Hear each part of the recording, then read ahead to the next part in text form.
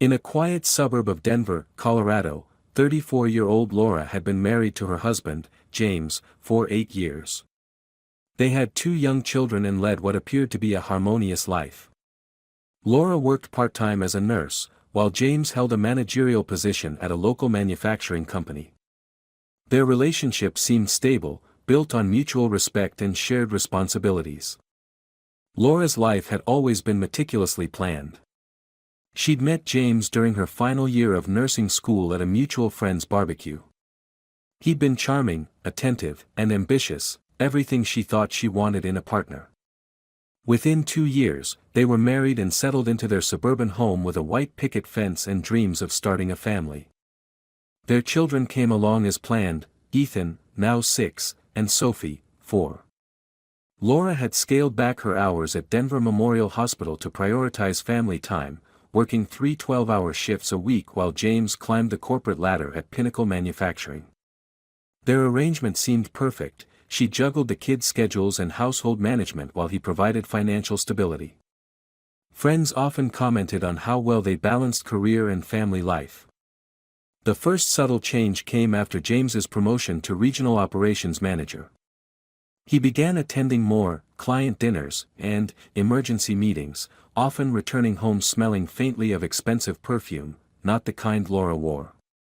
She dismissed her suspicions, attributing them to her exhaustion from managing the household largely alone.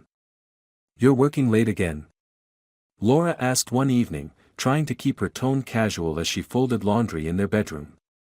James barely looked up from his phone. "Dixon account needs attention. Competition's getting fierce." His responses had grown increasingly clipped over the past few months. "Ethan has his school play tomorrow at 7. You promised you'd be there." "I'll try my best," James replied, though his eyes remained fixed on his screen, thumbs typing rapidly.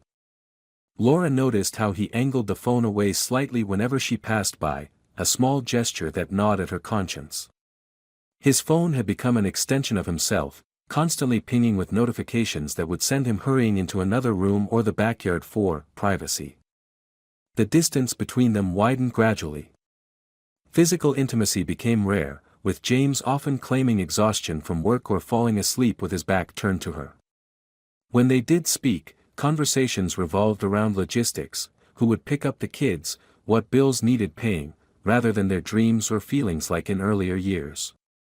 One Saturday morning, Laura was preparing breakfast when James's phone buzzed on the kitchen counter while he showered. A preview notification flashed across the screen: "Rachel, can't wait to see you later. Wearing that thing you love." The message cut off, but Laura's heart pounded painfully against her ribs. She almost dropped the spatula she was holding. When James emerged from the shower, Laura observed him more carefully. He seemed lighter, happier even, whistling as he dressed in his casual clothes that she noticed were actually his most flattering pair of jeans and a button-down she'd never seen before. "Golf with Dixon today?" she asked, her voice tight. "Yeah, might run late. Don't wait up." He kissed her cheek perfunctorily before heading out the door. Laura followed him to the window, watching as he meticulously checked his hair in the car mirror before driving away. James had never cared about his appearance for golf before. That evening, with the children at her mother's house for their monthly sleepover, Laura called the country club where James supposedly had his regular Saturday games. "I'm so sorry to bother you," she said to the receptionist. "This is Laura Caldwell. I was wondering if my husband James left his prescription sunglasses in the locker room after his game today." "Let me check if Mr. Caldwell was here today," the receptionist replied. After a moment of keyboard clicking, she continued, "I'm sorry, Mrs. Caldwell, but your husband hasn't checked in today. In fact, he cancelled his regular Saturday slot 3 months ago." The confirmation sent ice through Laura's veins. She thanked the receptionist and hung up, her mind racing. Where had James been going every Saturday for the past 3 months? That night, she waited up, pretending to be asleep when James crept in well after midnight. She noticed how he showered immediately before coming to bed, something he never did when returning from golf. The following weeks became a personal investigation for Laura. She began noting inconsistencies in James's stories, meetings with clients who didn't exist, work emergencies that his assistant knew nothing about when Laura casually called the office. Each discovery was another crack in the foundation of trust they'd built. One evening, after James had fallen asleep, Laura's curiosity got the better of her. She decided to check his phone. What she discovered shattered her world: a series of intimate messages and photos exchanged between James and another woman named Rachel. The messages revealed an affair that had been ongoing for several months. Rachel wasn't just any woman, she was the new marketing director at James's company, 15 years younger than him with an impressive professional pedigree and, based on the photos Laura found, the kind of effortless beauty that made her stomach twist with insecurity. The messages painted a vivid picture of betrayal: weekend trips disguised as business conferences, intimate lunches while Laura worked her hospital shifts, plans for their future together. Most devastating were James's complaints about his home life, how trapped he felt, how Laura didn't understand him anymore. "She's always tired or with the kids," one message from James read. "It's like I don't even exist at home.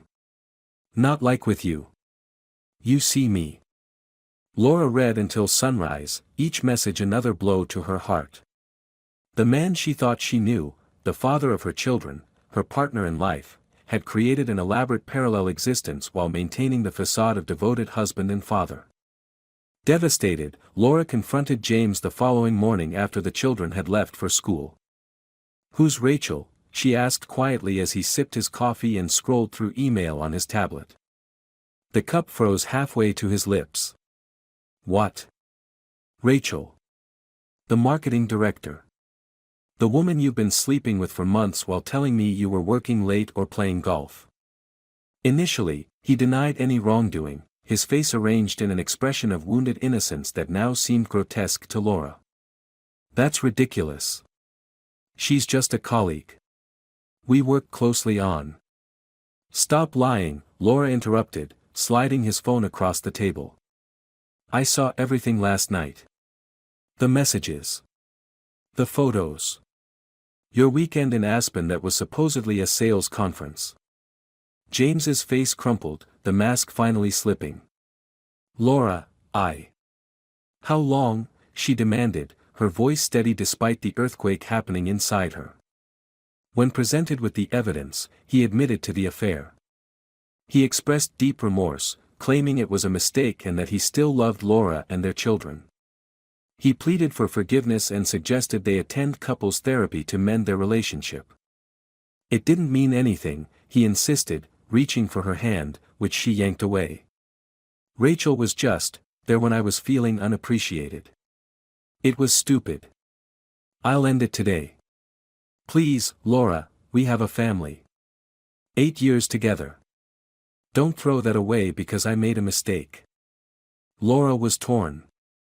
She felt an overwhelming sense of betrayal but also considered the well-being of their children and the life they had built together. Ethan and Sophie adored their father. Their home was filled with memories. Walking away meant dismantling everything she'd worked for. After much contemplation, she agreed to attend therapy sessions with James to explore the possibility of reconciliation, though a part of her wondered if she was merely postponing the inevitable. The first therapy session with Dr. Melissa Santos was excruciating. Sitting across from James in the neutral-toned office, Laura could barely look at him without seeing the messages, the photos, the lies. "Tell me why you're here," Dr. Santos began. "My husband has been having an affair with a colleague for the past 8 months, Laura stated flatly. "He says he wants to save our marriage." James winced. "I made a terrible mistake. I want us to heal." During therapy, painful truths emerged. Laura learned that the affair had begun during a period when she was working extra shifts to cover for a colleague on maternity leave. James felt neglected, turning to Rachel for the validation and attention he craved. "I felt invisible at home," James admitted during their third session. "Laura was always exhausted or focused on the kids. Rachel made me feel important again." "And you think I wasn't exhausted for a reason?" Laura shot back. "While you were feeling invisible, I was working, raising our children, maintaining our home, and managing every detail of our lives so you could focus on your precious career. While this didn't excuse his actions, it provided context to his infidelity. The therapy sessions were emotionally draining, forcing both Laura and James to confront their shortcomings and the fractures in their marriage that had developed so gradually neither had noticed until it was too late. Dr. Santos encouraged them to establish new patterns of communication and to reconnect through weekly date nights and daily check-ins. James deleted Rachel's contact information during a session and requested a transfer to a different department to avoid seeing her. He became transparent with his schedule and whereabouts, offering Laura full access to his phone and email. On paper, he was doing everything right. But despite their efforts, Laura found it challenging to rebuild the trust that had been broken. The images of James's betrayal haunted her, making intimacy and open communication difficult. When he touched her, she wondered if he was comparing her to Rachel. When he worked late, even with advance notice and frequent check-ins, she imagined him lying. 3 months into therapy, Laura realized something that Dr. Santos had been gently guiding her toward acknowledging: forgiveness might be possible, but forgetting was not. The marriage she thought she had was gone forever, replaced by something fragile and suspicious. One evening, after putting the children to bed, Laura sat James down in their living room. "I've been thinking about us," she began. James leaned forward, hope visible in his eyes. "The last few weeks have been better, haven't they? I feel like we're making progress." "You've done everything asked of you," Laura acknowledged. "But every time you touch your phone, my stomach knots up. Every late meeting makes me sick with doubt. I'm not living, James, I'm just waiting for the next betrayal." "What are you saying?" His voice cracked. "I'm saying that after several months of attempting to repair our relationship, I've realized that I can't move past the betrayal. Not completely. Not enough to give you or myself or even the children the life we deserve." Ultimately, Laura decided to file for divorce. She prioritized creating a stable and loving environment for their children, co-parenting amicably with James despite the pain he had caused her. They sold the family home, dividing the proceeds to establish separate households within the same school district. The transition wasn't easy. Ethan, old enough to sense the gravity of the situation, asked difficult questions that Laura answered with age-appropriate honesty. Sophie had nightmares for weeks after the separation, climbing into Laura's bed in their new apartment seeking comfort Laura wasn't always sure she could provide when her own heart remained so broken. 6 months after the divorce was finalized, Laura encountered Rachel at a grocery store. The younger woman froze, recognition and discomfort flashing across her face. Rather than the rage Laura had anticipated feeling, she experienced something unexpected: pity. Rachel stood beside James, who looked thinner and grayer than Laura remembered. His eyes met Laura's with a complex mixture of shame, regret, and resignation. Laura nodded politely and continued shopping, surprised by her own composure. Later, she learned from a mutual friend that James and Rachel's relationship had crumbled under the weight of its origins. Trust, it seemed, was just as difficult to build on a foundation of betrayal as it was to rebuild after being shattered. The experience taught Laura the importance of trust and communication in a relationship and the resilience required to start anew after profound betrayal. She focused on rebuilding her career, eventually accepting a leadership position at the hospital that had once seemed incompatible with family life. With a careful custody arrangement and support from her mother, she found balance. One evening, while helping Ethan with his homework, her son looked up suddenly. "Are you happier now, Mom? Without Dad living here?" The question caught Laura off guard with its perceptiveness. She considered it carefully before responding, "I'm different now. Stronger in some ways. And I'm learning to be happy again, yes." What she didn't tell him was that happiness now came in different forms, in the autonomy of making decisions without compromise, in rediscovering parts of herself that had been subsumed by marriage and motherhood, in the hard-won knowledge that survival was possible even after betrayal. As Laura tucked her children into bed that night, she reflected on the path that had led her here. The betrayal had broken something fundamental in her worldview, but in that breaking, new possibilities had emerged. Trust, once given freely, would never again be her default. But perhaps that caution was wisdom rather than damage, a scar that marked not just pain survived, but a lesson learned that would protect her heart in whatever lay ahead. A year after the divorce, Laura received an unexpected email from James. "Can we meet for coffee?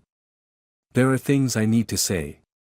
She hesitated before responding, unsure if reopening that door would undermine the peace she'd fought so hard to establish. Eventually, curiosity won out, and she agreed to meet at a neutral location, a cafe halfway between their respective homes. James arrived first, already seated at a corner table when Laura walked in. He looked both familiar and foreign simultaneously, like a character from a book she'd read long ago rather than the man who had shared her bed for 8 years. "Thank you for coming," he began, hands wrapped nervously around his mug. "You look good, Laura." "What did you want to talk about, James?" She kept her tone gentle but firm, establishing boundaries from the outset. He took a deep breath. "I've been in individual therapy since, everything. Working through why I did what I did. Understanding the selfishness behind it." He paused. "I wanted to apologize properly, not for forgiveness or reconciliation, but because you deserve to hear it. I destroyed something precious because I couldn't communicate my needs in a healthy way. I blamed you for my unhappiness instead of taking responsibility." Laura felt an unexpected tightness in her throat. These were words she'd needed to hear months ago, when the wound was fresh and bleeding. Now, they arrived like rain after a drought had already claimed the harvest, too late to save what had withered, but perhaps enough to nourish whatever might grow next. "Thank you for saying that," she finally replied. "It means something, even now." They talked for nearly 2 hours, not as estranged spouses but as two people who had once known each other intimately and were now relearning each other's contours from a safer distance. James spoke of his regrets, his struggles to rebuild his relationship with the children, and his recent decision to accept a job in Chicago. "Moving seems like running away," Laura observed. James shook his head. "It's not about running from consequences. It's about giving everyone space to heal, including you. Co-parenting from a distance might be easier than navigating school events and soccer games together while everyone in town watches." As they prepared to leave, James handed Laura a sealed envelope. "Please read this later, when you're alone. It's everything I couldn't say today." That night, after the children were asleep, Laura opened the envelope. Inside was a letter detailing every way James had manipulated situations during their marriage to facilitate his affair, the gaslighting when she'd questioned his late nights, the emotional withdrawal designed to make her believe she was the problem, the calculated way he'd made her doubt her own instincts. It was a complete confession, not seeking absolution but offering clarity.